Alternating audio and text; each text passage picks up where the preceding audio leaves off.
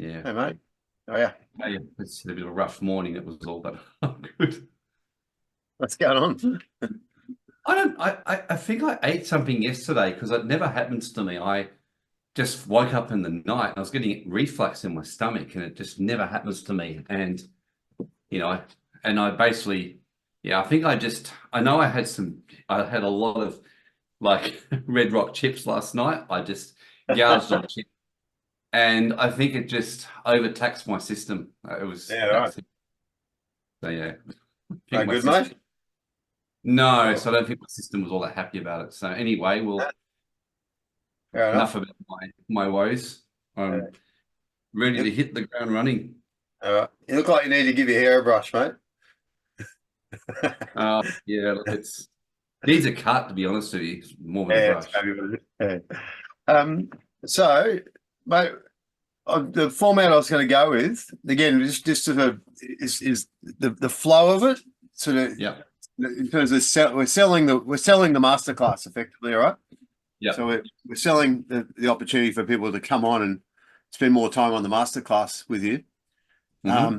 And so let's, go into this the financial reset and what's ahead and why we need to be prepared now. That's a really important Yep, starting point, I think.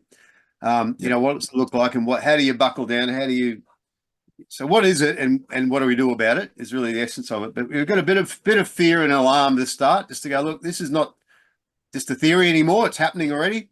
yep, Um, the smart people are going to be prepared, and those who aren't are going to suffer. So we need to be, doing this for our families. And yep, then, so go into a bit of that and what AI might play a role and what's likely to happen to the banking system and what happens in Australia is on the ground as a result. And yep, then if then we'll go look, but the good news is, hey, there's some really good opportunity in this. This is a once in a lifetime opportunity to capitalize on it. So how do we protect ourselves and be ready to capitalize and really ride the storm well? And then go into the elements of have you got all the elements of the financial plan B in front of you? All those questions and stuff I printed? the various questions like what is the great financial reset, that kind of stuff. Yeah, on the second page of that is all the elements of to speak of to talk about, just so you don't forget them all. Yeah, I've just got it. I'm just getting it in front of me now. Um, I've just sent you the questions back because it's sort of one other question that I chucked Oh, in okay. there as well. All right, let me have a Um, look.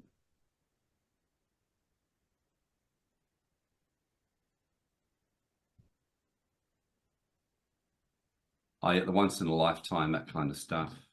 Um, Yeah, and then it's replacing augmenting, replacing some income, asset protection, debt planning, tax reduction, sovereignty, and yep, prosperity mindset. yeah, that's good. I think All we're just right. keeping the podcast about 45 minutes. Is that about right? Is the idea? Yeah, 45 to an hour is good. Yeah, 45 is ideal. Yeah. So yeah, just sort of highlighting what we need to think about, and then it's a real simple. It's like come and do more. We'll do a live Q&A and a masterclass on all these things, no charge. I've got the link here. Yeah, that's perfect. All right. So Done. yeah, all righty. Perfect. All right.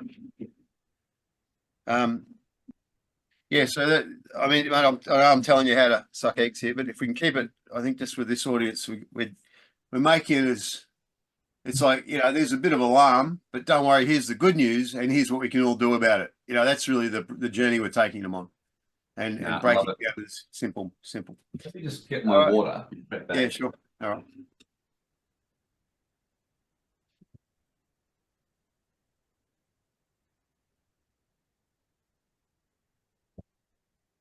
Now, I had a bit of a good warm up with Nick Cree. I did a podcast 2 days ago on this, and it's funny. I've had people contacting me and Nick and saying, like, you scared the shit out of me.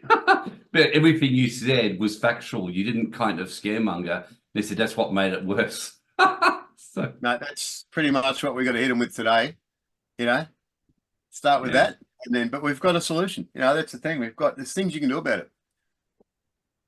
Um, absolutely. That's what we're going to be saying. hmm. All right. Yeah. So, do you want me to kick off? That's perfect. Yeah. All right. All right. So we'll start the recording from here. So welcome everybody. It's Adam Gibson, and I'm joined today by Warren Black. Now, Warren is a former lawyer, an accountant, and founder of the Global Wealth Club. He's what many people call Australia's answer to Robert Kiyosaki of Rich Dad, Poor Dad fame. And he offers, I believe, a unique perspective and what he calls a financial plan B for everyday families in Australia to thrive in these fairly unprecedented economic times. The quote from Warren this morning, I'm going to kick it off with, is in COVID phase 1, they came for our health. And in COVID phase 2, or what Warren calls it COVID phase 2, aka the Great Financial Reset, they're going to be coming for your wealth. So we're, in his words, phase 1 will seem like a picnic if we're not prepared. So today's discussion is all about what's coming and how do we prepare. Warren, thanks for joining us. Oh, my pleasure. Great to be here, Adam. It's good to get the word out. Like the fact you're doing it.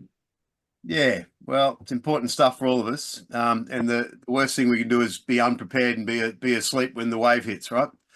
But given that sort of water analogy, we're sailing into uncharted waters and into rocky, into some big surf and big waves.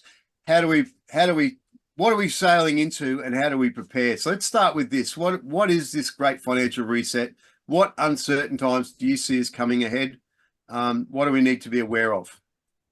Look, the main thing with anything, Adam, is to be factual, be pragmatic, and when it comes to something like this, because you can kind of, as humans, we tend to do one of two extremes, I find. We either go too extreme, but we want to live in a delusion and that everything's fine and perfect when it's really not. Like our body's in agony, but we're pretending we don't have, an injury or cancer or whatever else when we do.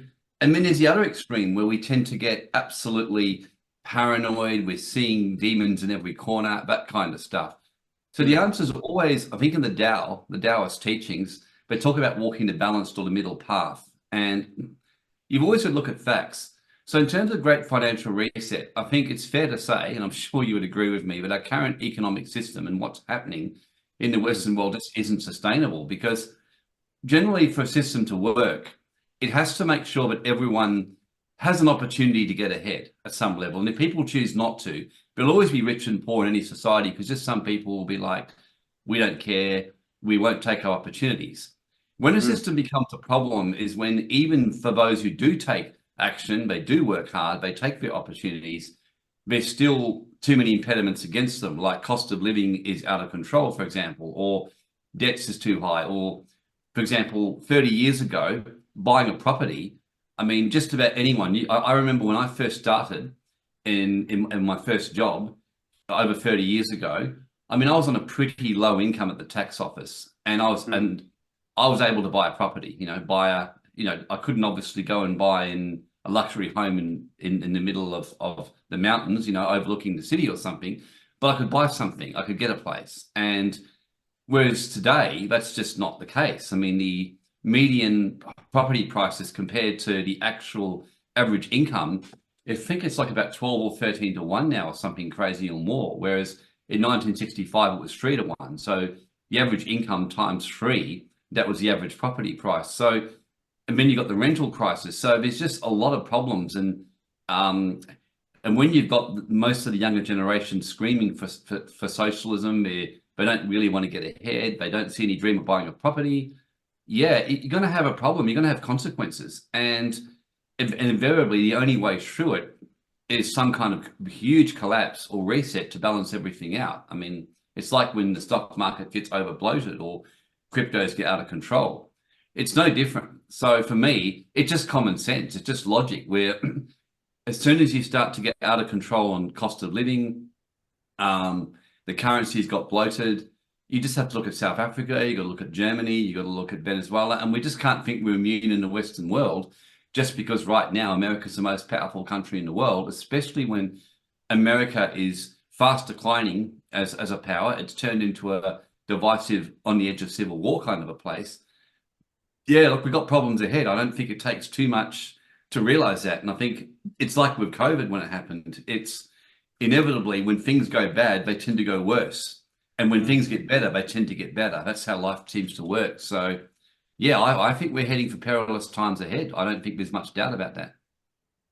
Yeah, look, it's certainly. I think we've both got enough grey hair to recognise that the last feels like the last 30 years has been on the up and the up without any real major dips. Almost, it feels like the economy just continues to expand and things get more expensive and everyone makes money, and it feels to me like there's no natural ebb and flow at all. And I kind of my point being that if it's expanded to this degree, when the balloon pops, it's going to be fairly dramatic, right?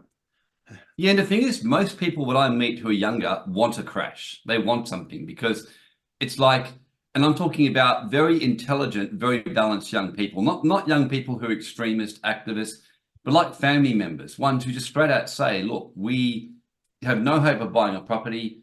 They want the system to crash. They want properties to be taken from people. They say that straight out or indirectly. They want some form of socialism. They want some form of a government reset and a fresh start to start again. And in ancient cultures, when it got blurred, they even like in the original Hebrew culture, they had a reset locked in provision within their economic system. So every 50 years, the system would reset. All debts would be forgiven. All basically the monetary system would be reset and they'd start again, a bit like a game of Monopoly. So it was in that place. And as soon as you got any kind of monetary system, it's not based on a pure intrinsic value change. And I think most people just don't understand money. Like money can be anything really. It's like you, me, and 20 other people could go and live in the forest and have a barter system that involves changing things that we think of value, like furs or coins or sticks that are carved in a certain way or whatever else, like societies have done in history.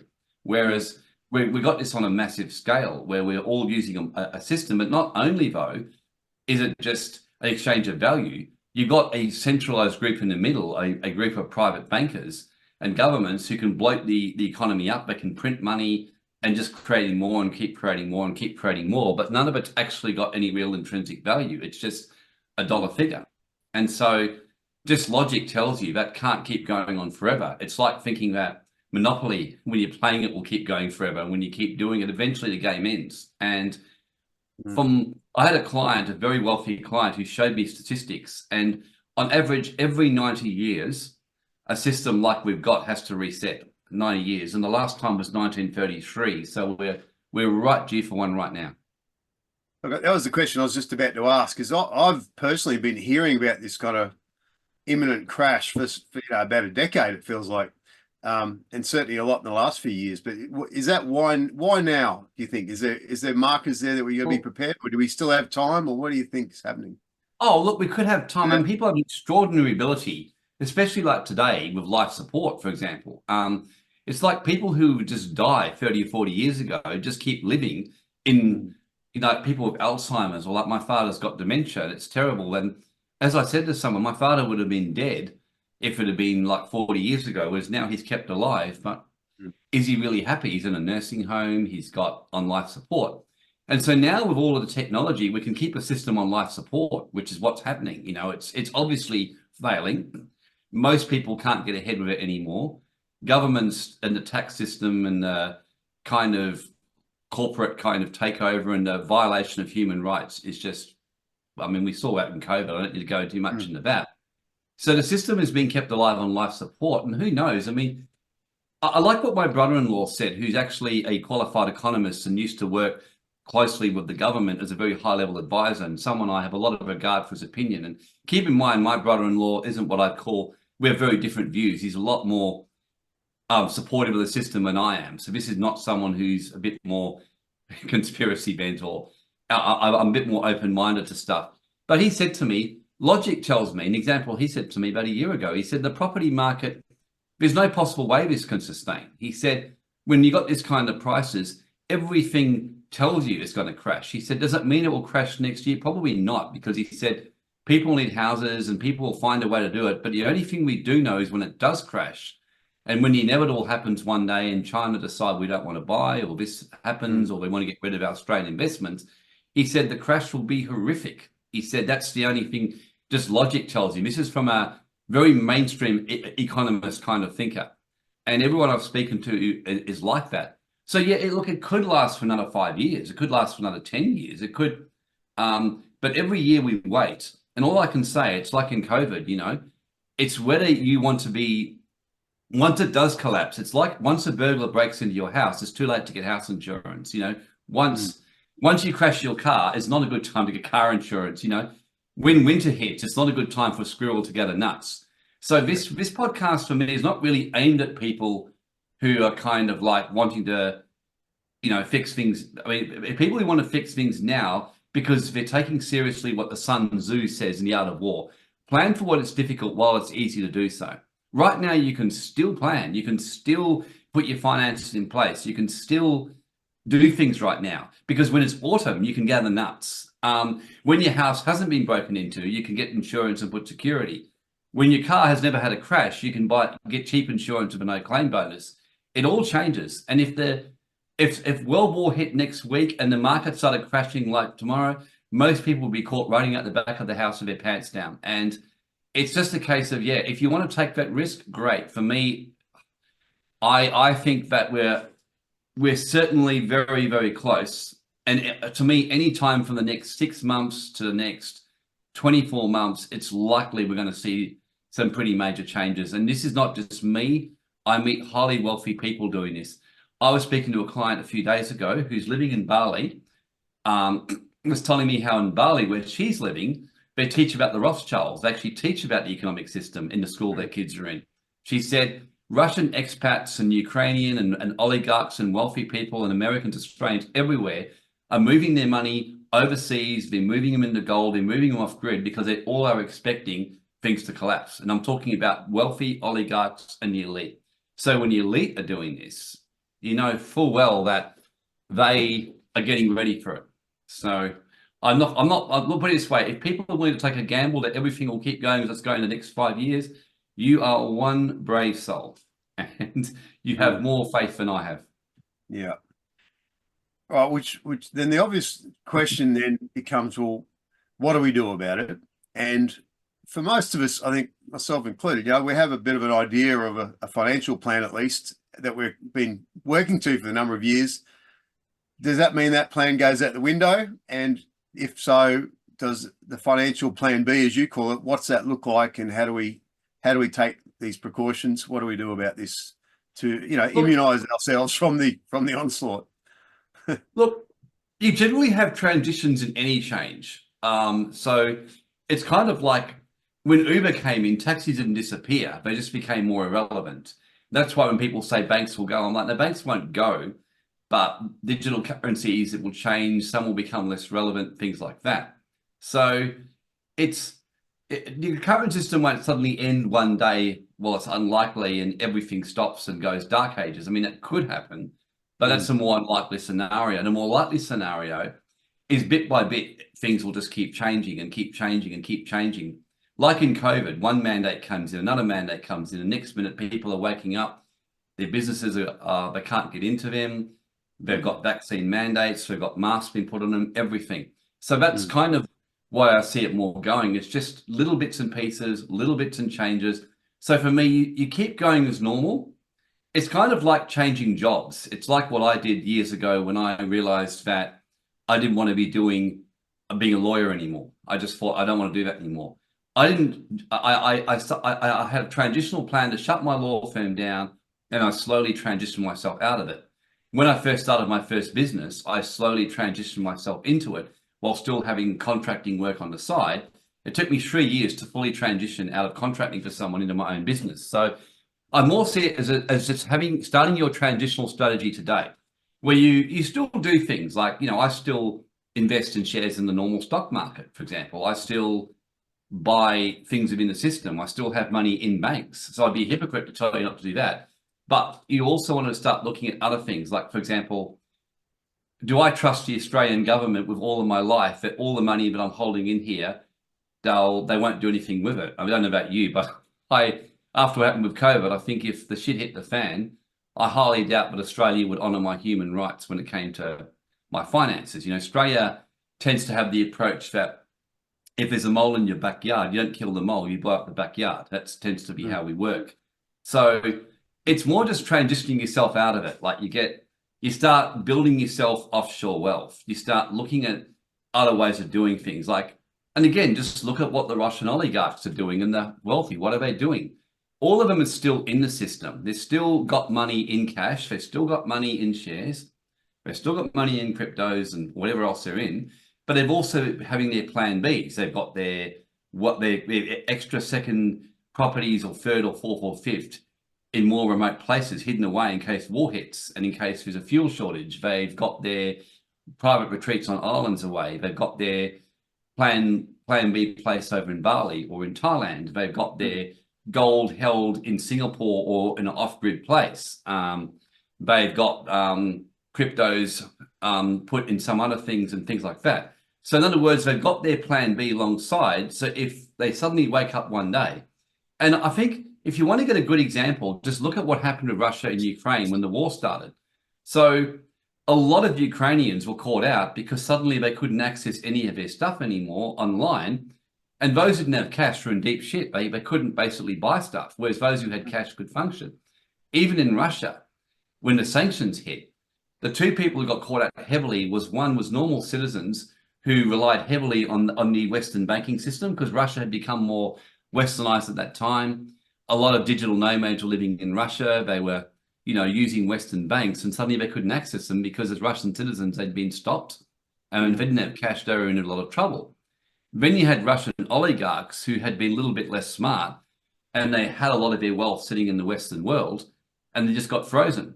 Where some of the more cautious, conservative, paranoid Russian oligarchs, they were by and large unaffected. They just, because their wealth was in St. Kitts and in various other places. So the reason I'm saying that is that it's a good time to be prepared. I mean, logic tells you we're heading for some real problems. COVID showed you that government got away with some extraordinary violations of human rights, and they got away with it. Like, people can say they'll be held accountable. Maybe. Fact is that right now, as we speak, they got away with it. Like, straight out got away with it. So you can't tell me the governments will be sitting there going like, oh man, that was really bad we did that. Far out, man, that was a bit naughty. Let's just be lovely to our citizens in future. No, I think they'd be like, awesome, let's just see what we can do next. So yeah. But I want to dig into, so I want to bring this down to, out of oligarch level and back into everyday level in terms of a plan absolutely, B. Right? Yeah. But before we do that, I'm probably the point that is occurring to me as we're speaking, and I know you've spoken to me privately about this, is the irony in this is as this turbulence approaches, there is, attached to that are some once in a lifetime opportunities around wealth and money and income, right? Mate, COVID for me was wonderful for that reason, wonderful. COVID was wonderful for me because suddenly, because I was positioned online, ready for it. I mean, imagine that you don't do any physical business anymore, which I hadn't at that time, and I'd gone all online. I mean, my business took off. So generally people who are ready for this, you're just going to clean up. Like, the world's not going to stop. Like from all what I'm saying, it just is wealth doesn't just disappear. It just changes form. So it's just a case of, it's going to be wealth in new places where it was previously. That's your plan B. And if you're positioned for it, you're going to do really, really well for not doing an awful lot. It's that simple. Gotcha. Right. Well, that sounds pretty good. So let's dig in. You've identified, I think, 7 or 8 steps around a plan B, around what the areas to look at. Can we step through those piece by piece? Absolutely. And I'm going to just say up front for those listening, Warren has agreed to present for us a live masterclass and question and answer session, a live session, in a couple of weeks' time to our listeners and members. So I'm going to give you details on how to join that at the end, but we'll run through each of these items here now and each of these steps, and then we'll go into more depth in our masterclass coming up.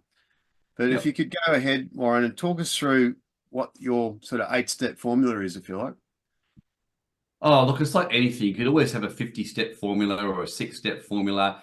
I just have come up with 8 simple steps that are they're not like perfect, but these 8 steps will get you in a pretty good position along with my bonus 9th point I've got. So yeah, 8 steps that I think if you follow all these 8 steps, you're going to do pretty well.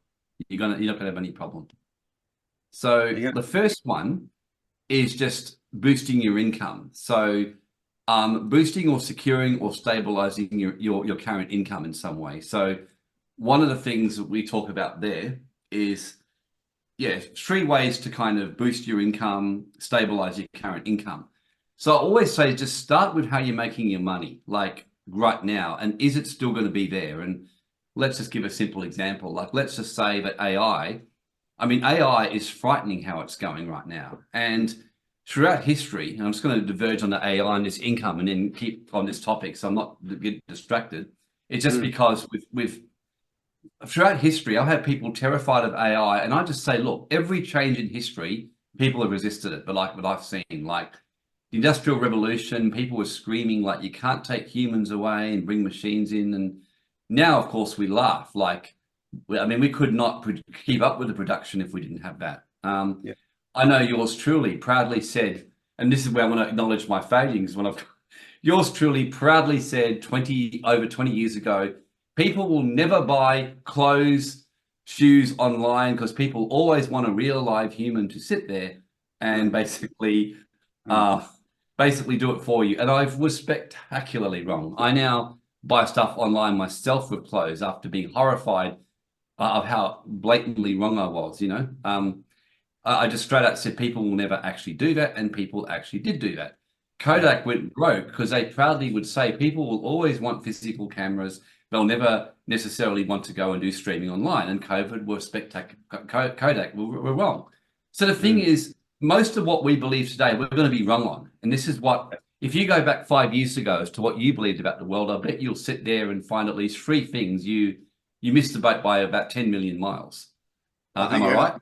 Everything I believed about the world 5 years ago was different, I think, mate. For a lot And of we're going us. to be and we're going to be wrong again. I said this the other day to my dance teacher, but there's going to be robots and AI that will teach people dancing. And she goes, people will always want a real life dance teacher. I said, but you're wrong. I said, I said, the thing is, you're probably going to be wrong. I'm saying, yes, some people will, but if people can get an AI system, because the AI doesn't have a bad day like you do, it doesn't get sick like you do, and things like that. So I said every major change in history, when the internet first came out and people going online, yours truly was proudly saying things like, nah, people will always want real life workshops and things like that. Fortunately, I was smart enough to realize about 10 years ago I was totally wrong and I made changes. So AI is no different. AI is going to replace jobs everywhere. People who, like lawyers who think they're secure, are going to find out that robots are now doing their contracts for them, like this new softwares. I've been seeing AI do stuff for me, but it shocks me. Like I could in 2 minutes now create a PowerPoint presentation of the life of Barack Obama, teach a webinar on this, charge people for it, and it took 2 minutes to create it all through AI software. So AI is changing the world. So you want to secure your income in some way, which means so the three steps I talk about are things like, number one, with your current job, make sure you're upskilling yourself in your current job and asking yourself how secure it actually is. Number two is to actually, and seeing is it going to last into the future. Upskilling yourself is definitely very important. And starting to see if there's ways you can use your current skills to increase your income, like get more pay. And basically, even things like, are there ways that I can, diversify from my current skill set to make more money doing other things? Like for me, I mean, once upon a time, for me, knowing about structures and laws meant I could only be a lawyer or accountant. Now I do podcasts, I teach on all kinds of different areas. I've used those skills now investing. I've used them with so many other things in my life.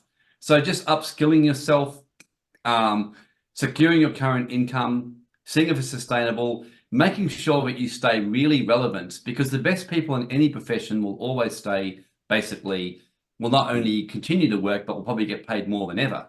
So to me, the future is going to be specialization. If you're not really skilled at what you do, you're going to be replaced by outsourced staff or by robots. It's that simple. Like bookkeepers in Australia got replaced by a lot of overseas bookkeepers. Many VAs got replaced because you can get them offshore for about 1/5 of the price. So it's just, this is the biggest thing, the first thing of your income. Really secure your income.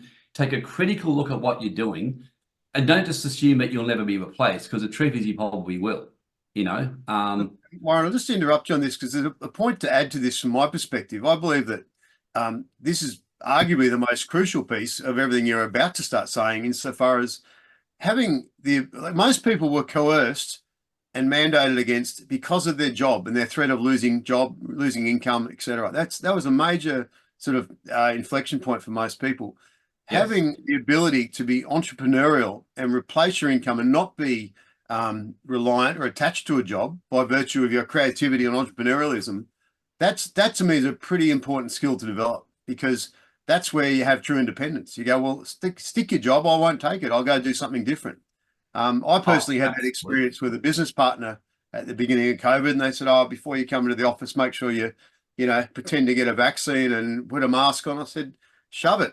We're out of business." And I walked away from it after 3 years of building that business, and I walked away on the spot. Said, "No, we're done," and started something new. And only because I had a lifetime as an entrepreneur in that way of thinking and training myself that way, that was easy. So I'm just Absolutely. going to throw that in. I think the more entrepreneurial we are, and even if it's a side hustle or just getting into that space, the more confidence we have in saying, I don't need this job as much as you might think I do. That kind of I approach. absolutely love that, because that was the biggest thing with COVID, wasn't it? The coercible side. Like many Mm, people who said, I will hold the line, once they realized they couldn't pay for their family, they couldn't mm, feed their kids, their mortgage, people gave in, you know. yeah, Not many people have got the strength to say, I'll pay whatever price to do it.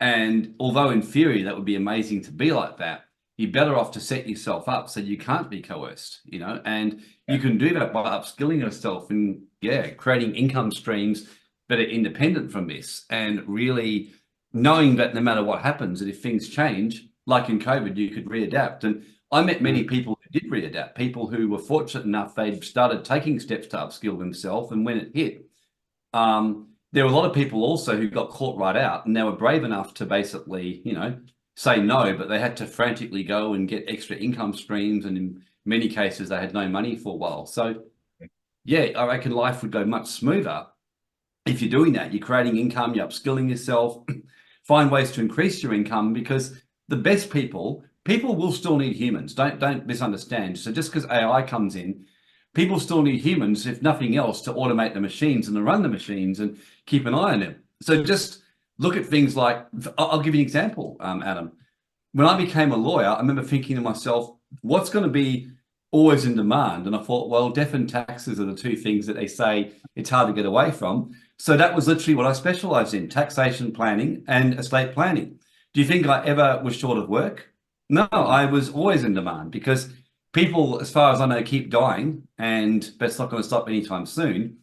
And unless the governments wake up one day and decide they don't want to tax people anymore, which again, I don't see happening anytime soon, Yeah, there's always going to be work for that. So that's what I'm talking about. Your first step is securing your current income. yeah. Well, while we're on that, I think let's talk tax reduction. Tax reduction is one of these steps. Is that right? Is that a part of, Yeah, tax reduction is down the chain a little bit, but asset protection, to keep greedy gold digging Okay. predators far from your assets, and 100% legal tax minimization. That's step two. Okay.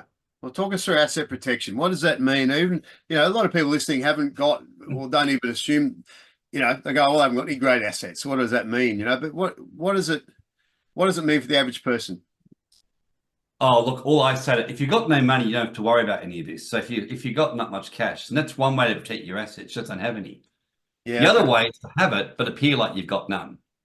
In other Okay. words, be a penniless bum, so to speak, on paper, which means that and in terms of what I say in asset protection, the example I give, and I'll ask everyone listening to this podcast, including you, Adam. Adam, do you own a car? Yes. Do you have car insurance? Yes. I've just renewed it Why? today. I mean, what? Uh, Why? I mean, do you expect to crash your car the next week or something? um, no, but it's a possibility. So I account for that possibility. Yeah. Bingo. Perfect. Yeah. Do you have health insurance? Yep. Yeah. Do you expect to get sick in the next little while, like really badly ill, and be in hospital getting a horrible operation the next few days or week? I'm not planning on it, but there is a possibility. Yeah. Or a much smaller possibility. Yeah. So you're doing it not because you expect it, but you want to make sure that your life doesn't get turned upside down Yeah. if any of those events happen. So Yeah. what I would ask you I mean, you're probably the wrong person, you probably do. But I'd ask people listening to this, what about your net worth? Is your assets all secured that you would know, but if some corporation went after you tomorrow, they wouldn't get anywhere near you? Do you know that for sure? No, I'm no, I think, I've been a bit. Actually, I'm not going to answer too much on this personally, but yeah, yeah, I can completely see the point, and I see how vulnerable most of us are in that regard. Well, that's what I'm saying. So isn't it ironic? We'll protect our car, we'll protect our health, but Mm, then we don't protect our net worth from if any government or someone suing you. And the average business owner in Australia now gets a threat to be sued or sued 3 times in their lifetime, according to statistics. So my question to you is that if you woke up tomorrow and knew you're going to lose everything, would that stress you a bit, or would you be cool about it? well, I'd be stressed. Yeah, I'd you'd be be stressed. stressed. Yeah, and Mm, most people would be stressed. They wouldn't stay awake at night. So asset protection is like, again, plan for it is difficult while it's easy. Squirrels gather nuts in autumn, not in winter. And that's my concept. So the best time to protect your assets is right now when no one's looking at you. Because if you try to do it when people are looking at you, there's all kinds of provisions that can undo it. You could be charged with evading creditors as a criminal offense, everything. So the best time to protect your assets, and there's so many simple ways, and I won't go too much into that in this podcast, but there's a good reason that the elite, that the wealthy, and that the average, even most business owners have companies, trusts. They make sure their properties are not, their equity in their properties can't be touched by having, legal liens or securities over their properties. So yeah. the point is, you want to protect it. And again, with taxes, I in some of my podcasts, I show people over a 20-year plan, over a 20-year period, if they were making, say, 10% per annum on $100,000, how much they'd have at the end of 20 years if I had no tax compared to 48% compared to 30%. And I think it's about 7 times more wealth you'd have if you were tax free. And I think even if you're paying some taxes like 15, 30%, you're going to end up 2 or 3 times better off than you are if you don't tax plan. So tax planning is a very important part. Like there's a good reason that the 56 richest Australians, according to Sydney Morning Herald study by Peter Martin in April 2016, only 2 of them paid taxes, and one was 4 grand, one was 54 grand. But all of them basically spent large amounts of money each year with the experts. So I'm not saying you're necessarily going to go away and pay no tax, but minimizing your taxes with companies, trust, super funds, good knowing the basics for yourself, it's critical in any wealth creation plan B, because governments more than ever are running out of funds. They're behind in their collection since COVID. So there's instructions to pretty much go after any money they can get. So tax planning and protection is very important. Gotcha. And like I'm hearing you, and it occurs to me as you're saying this, you compare it with insurance. We get advertised for insurance. We get advertised to get your car insured, get your home insured, health insured, and so on a regular basis. And it's an obvious step. Whereas, the majority of accountants and planners, for the most part, in my experience anyway, they're looking backwards and retrospectively and, getting your tax returns in, but not necessarily doing that forward planning and being a little bit, I'm not going to use the word creative, but being forward thinking and defense minded and protection minded. So really having someone like you in the corner is a critical element of that, isn't it? It's not something Well, you get on every absolutely. corner. Yeah. Absolutely. Yeah, absolutely. So if you like, Adam, Yeah. I'll go on to the third step now in my Yeah. assets. So the third one I've got is about growing your nest egg. That's the third one. So how do you do that? So the old Rich Dad Poor Dad Robert Kiyosaki is just about the cash flow quadrant. Just simply talks about um, even if you're an employee or self-employed and you're not a business owner or investor, which not everyone is, you can be investing your money. You can be saving, and I have a 10% rule. Like it's something that every single wealth book I've ever read, from The Laws of Wealth, Richest Man in Babylon by Klassen, right through to Catherine Ponder's Dynamic Laws of Prosperity, Robert Kiyosaki and Rich Dad Poor Dad, Bob Proctor, You Were Born Rich. There seems to be a magic in the 10% rule that you put 10% aside for your future. And that Mhm. 10% is money you just don't touch. That's money that you just keep growing. Any other savings you're doing for enjoying life, that's a second savings account you're doing. But you want to be putting at least 10% aside for your financial future. So putting it into cash, as you build up. And I always say to people, start by saving enough money to have liquid funds. So that's 3 months of liquid expenses. So you've got that security in the back of your mind. And then after that, start getting into shares, property, cryptos, whatever else. So the third rule is grow your wealth, grow your nest egg.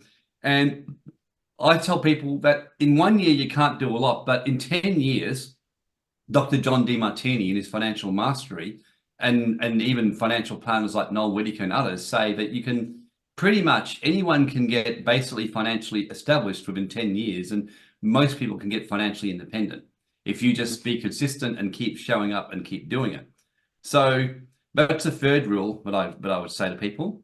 Yep. The fourth rule is living within your means and managing your expenses. That's really important. Like people these days, we live in such a dead economy. We want something, we don't feel we should withhold it. We haven't learnt this idea of delayed gratification very well.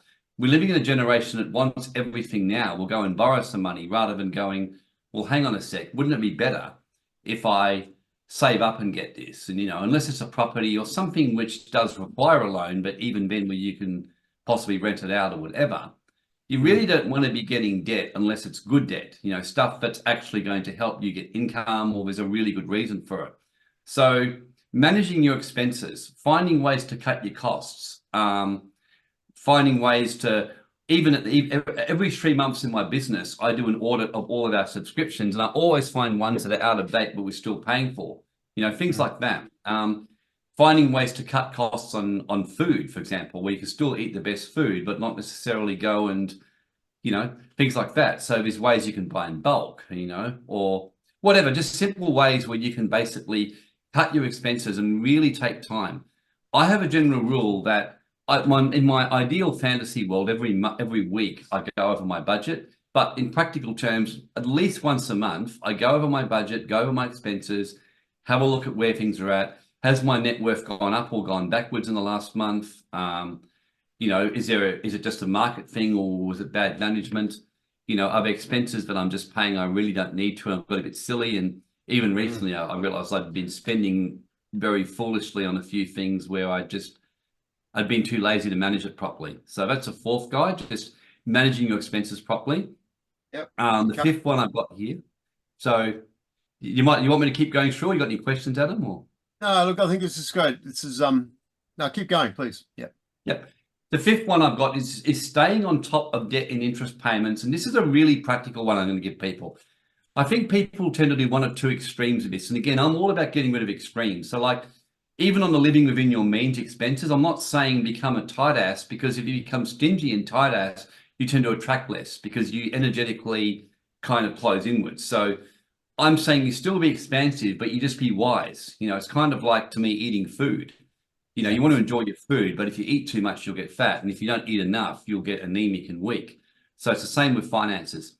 The debt one, the one extreme is that I know people who literally pay all their debts first because they don't want to get into trouble, and they never save money for themselves.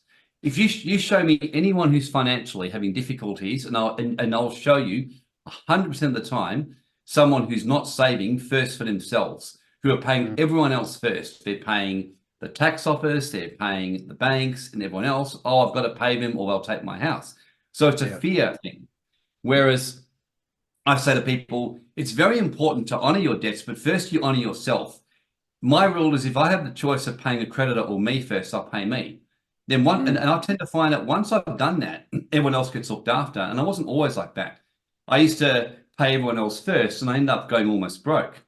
So the fifth rule is managing your debt by, you'll find that if you look after yourself first, then you pay your debts. So the mistake many people make is they say to me, oh, no, I do save. I put money into my line of credit. I'm like, no, that's not saving. That's just paying your mortgage. I said, you want to have separate savings? They said, yeah, but I'll pay more in interest. I said, but that's the whole point. You've got to save separately from your mortgage. And then anything else you can put on it sitting on there that you plan to spend, that's fine. So you want to make sure that practically you're managing it, and that you first pay yourself, then you pay your debts, okay? Like the tax office, the banks, anyone that can basically make your life misery. Then, and there's an order of spending that I tend to say to people. First you, then pay the creditors that can cause you grief, then pay family living expenses, then pay other creditors, and then pay fun, things like that, all discretionary, and then pay anything else above that but a treat, so like a bit of an order of priority. So Yeah. managing your debt and interest payments, really staying on top of that. Number 6 is creating passive and residual income for your future. And, just start simply. And look, I've made this mistake myself. Often we kind of want to fast track it and we'll go and invest in some dodgy crypto or dodgy this. So I'm not saying crypto is dodgy because I use it, but often if something's too good to be true, it actually is.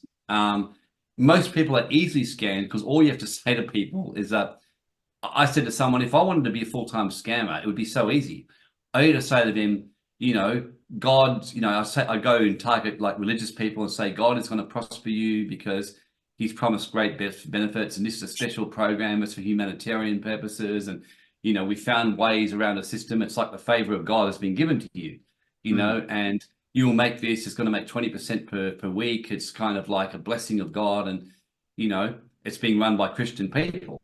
And then straight away people will sign up. And the second one is you say, oh, it's a crypto, it's going to make all this money. We found a way to get around the elites banking system. There's these special programs that give, you can make up whatever shit you want. And the point is, I'm not saying that none of that's true, but there's a good reason why programs are available for the rich. And they certainly don't want the non-rich to get into them. And they have checks and balances to stop you from getting in.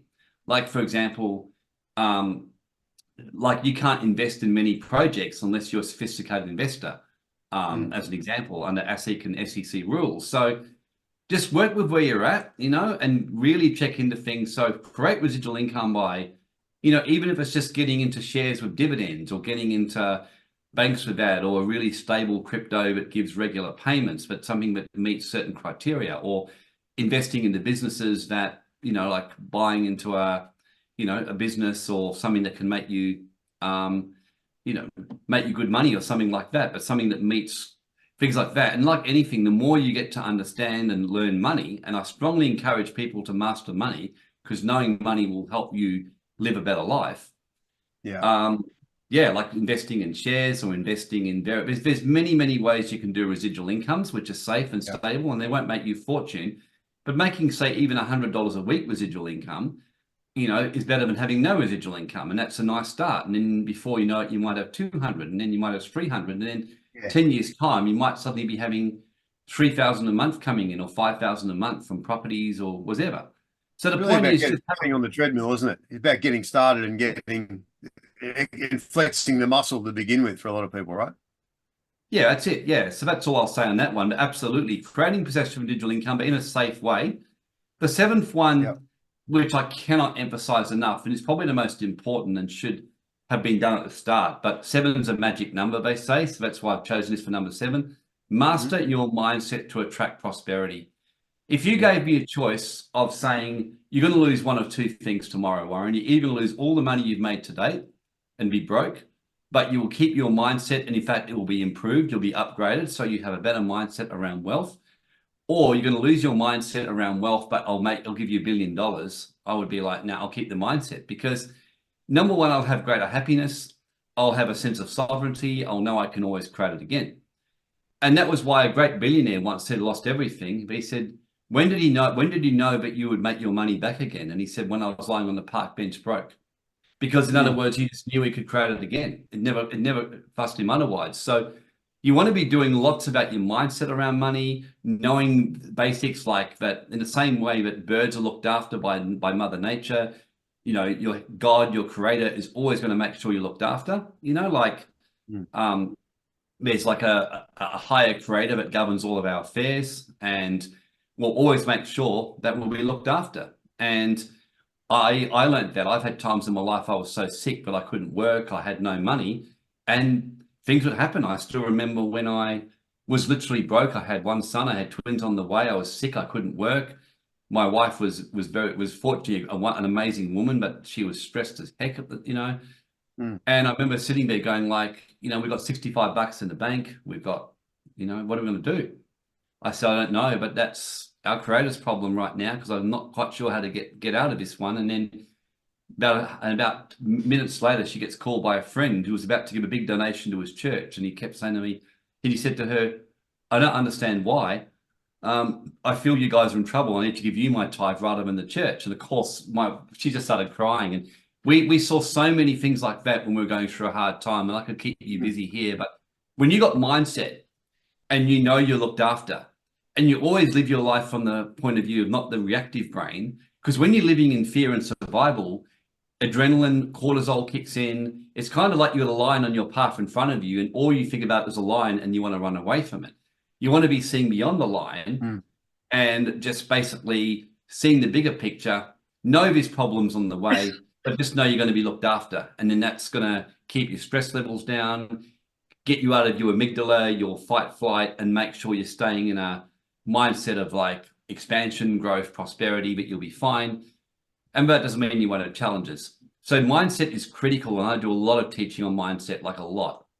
The eighth one I've got is compliance and bulletproofing your records for tax time and audit time, because most people, if you've ever played Robert Kiyosaki's cash flow game, one of the ways you lose your money is through a divorce or an audit. And so you want to make sure that your records are good, that your money's properly managed, but you got your records, your paperwork to basically do that. My experience is the more organized something is, the less drama it tends to have. And it's like with you, if you had the choice between investing in an organized hedge fund or in a chaotic guy who was all over the place, you choose the organized fund. Most people would, because they prefer stability of their money, where they get like paperwork, they get tracking, they get records of what they've done, all that kind of stuff. So money tends to attract to where it's nourished and managed. So, and the bonus tip, which I've got here, is just know your sovereign lawful rights under common law. And I think in COVID, people would really have loved to have known that. So you want to know, but ultimately that any government comes under, that we create governments, not the other way around. Like governments don't create us, we create governments. They're called public servants for a good reason. Their job is to serve us as the public. And when we make them the master and put ourselves under corporate government, they're not going to sit there and do good by us. More often than not, they're going to exploit us, enslave us, financially take from people. So you want to maintain sovereignty. Every society throughout history was about the sovereigns and the peasants or the slaves. Feudalism was about that. The Magna Carta, which a lot of people love to go, hey, that's my God-given rights. The Magna Carta was only ever put in place for sovereigns, for lords and barons. It wasn't put in place for the masses. So keep in mind, most of these great statutes of human rights and sovereignty were generally put in place for sovereigns who got very annoyed that governments were overstepping their reach of them. They weren't put in place for the peasants and those who chose to be slaves. So know your sovereign lawful rights. That's pretty much my little tips for your plan B. Can you just expand on this, what that means in principle? Look, a lot of us over the last few years have heard of that and had some exposure to the idea of sovereignty, and it's a popular word right now. But what does it mean in real, on the ground, real time? That mean you don't have to pay taxes, or you don't? What does it mean for us? Can you dig in a bit further? Yeah, look, it's like anything. I mean, sovereigns throughout history, they still paid some kind of taxes, but not the kind of taxes necessarily that the masses make. And in fact, the really high-level sovereigns don't pay taxes at all, because they're structured across the world. They've got their different assets in different places. They're giving back to society in other ways. Basically, the sovereign knows that they choose to give back to society because they want to contribute. And taxes is so, yeah, look, basically when you're sovereign, there are ways to legally minimize your taxes, and sometimes to become a plan B and go offshore, not pay taxes at all, and contribute in other ways. So it's more just knowing your sovereign lawful rights and knowing how everything works. Okay. So that sounds like a topic we need to go spend a whole masterclass on that one almost. Yeah. Or to go down this road, I mean, some of this stuff to me, I mean, most of us have heard all these things, but I think what you're putting forward here is a cohesive plan that mashes all these things together in a way that they all work symbiotically. Is that a reasonable, it's all part of a larger picture? Yeah. Yeah, so what we're teaching and what I'm about is not so much giving you a quick fix to a problem. It's a bit like your health is a mess, you know? It's and you could go and do a quick detox or whatever, or doing a structured plan to improve your eating, strengthen your body, get a more holistic lifestyle. So in 12 to 18 months just from now, you're in amazing health. And it's the same kind of thing. Anyone who does the kind of stuff we teach in the financial plan B, within 12 months, your finances can be a heck of a lot more stable. You can be a lot more secure. You can do a lot in 12 months if you're consistent. And we look at a holistic plan and cover all angles, not just one quick fix. That's kind of what I'm about. Gotcha. Well, the next step for people, if they want to go down this road and take some proactive steps, or fill in the blanks on what they haven't done and learn more from you, we have organised for a live masterclass, which at this point is scheduled for the 24th of August. That's free to those who've subscribed. The address to subscribe to that is, I'll put in the notes here, but it's go.globalwealthclub.com/your financial plan B/. So I'll put that in the show notes, but it's basically go globalwealthclub.com/your financial plan B. And at that class, Warren, you'll be going through each of these in more detail, workshopping and answering questions for people specific. Is that fair point? Fair Absolutely, yes. But please excuse me. I had to just quickly go and answer the door. So, no worries. Yeah. Yeah, so look, good thing about being more relaxed about it. So yeah, that's a short answer. We're doing a masterclass to give people a bit of an idea of your financial plan B. So it's going to give you the 8 steps. It's going to be free. It's going to show you the 8 steps you can do for yourself. I'm a big believer in giving, and just to be clear, because often people think, oh yeah, it's going to be a sales thing. No, it's actually going to be a very, very good teaching, because one thing I've learned, this has been my philosophy. And I ask people, and I ask you, Adam, how much does it cost you to use Facebook, Instagram, Snapchat, or WhatsApp? Nothing. Nothing, yeah. So most of their customers get a free service, but the ones who do invest in the higher things for Facebook, Instagram, that's why they're profitable in the world. So I'm a big believer in giving the best education, the best teaching. So if you really want to go away and do it yourself, you will be able to. You will get a really good plan. And then obviously at the end, of course, we will be offering options for people to purchase more advanced programs to give more help, more mentoring and everything else. But yes, we'll be teaching you these 8 steps, going into them in more detail. So you'll walk away with the basic tools to go away and implement your own financial plan B. That's the aim of the masterclass. So you'll be getting my best stuff.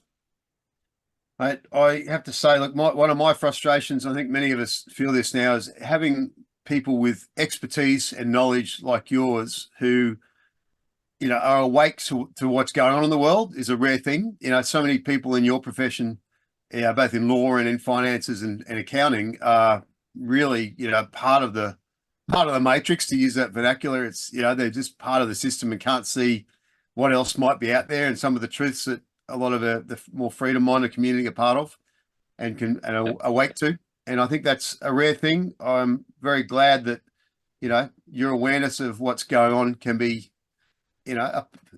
mashed in with a real step-by-step plan for everyday people. So, my pleasure. Look, I've got a bit of self-interest in this, because at the end of the day, if we empower people, Adam, in their sovereignty and their financial freedom, and you get enough people do it, and you get a big enough critical mass, we could end up making our country a lot better.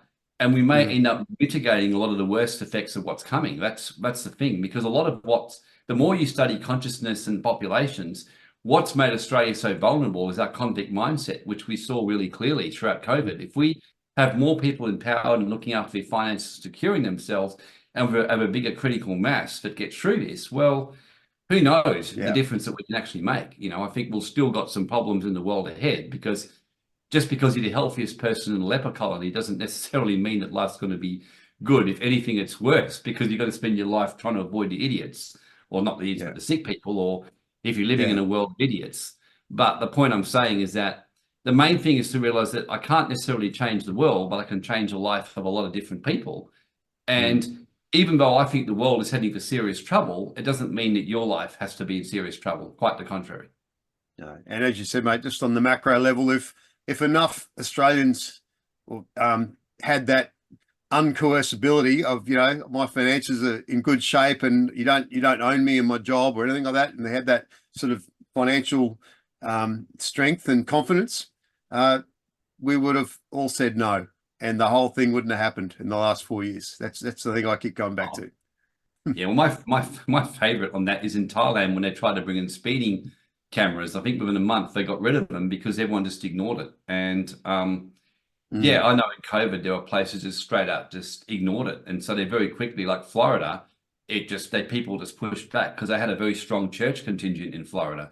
So because they had a very strong church contingent who had that missionary mindset that just said, we're not going to let some, atheist or secular government start telling us what to do with our bodies and our rights, and they kind of told them where to go, and some pastors were put in jail. Within 6 weeks, they released the pastors from jails with huge apologies, and they removed all the lockdowns, and Florida is now known as the land of the free. So yeah, it's exactly, if people become uncoercible and have got no problem and they've got their things in place, you've secured your wealth, you've got your financial things established, you can give the middle finger to the government if you need to, when someone does some really bad law. And that's what we want. We don't want to be gaslighted or abused. We want to be uncoercible. So I like that. Yeah, cool. Warren, look forward to the masterclass. Thanks for your time, mate. I know you got another meeting to go to, but we will speak and get to meet you all in person in a couple of weeks' time. Absolutely. Very good. Look forward to it.